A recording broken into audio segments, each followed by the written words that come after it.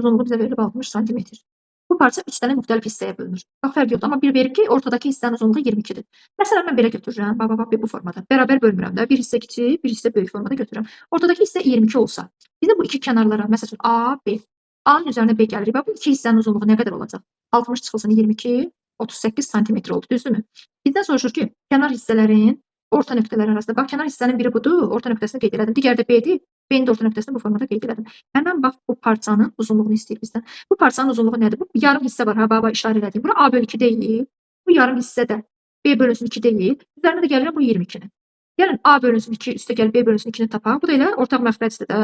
A üstə gəl B-nin yarısıdır. Əgər A üstə gəl B-miz 38-dirsə, 38-in yarısını da 19 götürürük. Deməli, bu iki dənə kənar hissələrlə, və yarım hissələrlə, bu ortadakı 22-nin cəmini soruşur bizdən. 19-un üzərinə gəlirik 22, o da oldu 41 santimetr.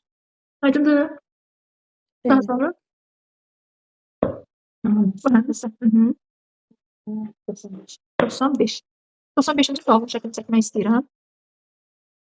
Baxın, iki paralel düz xət, üçüncü xətlə kəsişir və burada 2 alfa, bir də baxın, buradan 90 dərəcəli, baxın, 90 dərəcəli, bəli, 90 dərəcəli bir xət çəkilir, burada oldu alfa.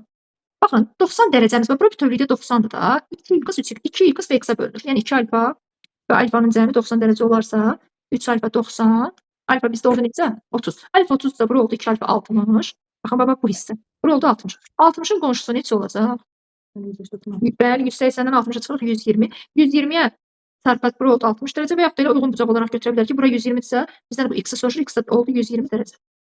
Aydındır? Bizdən baxın, şəkildə də aşağıdakı bucağı istəyirdi. Biz bunu tapandan sonra uyğun bucaq olaraq x-ə də 120 dərəcə dedik.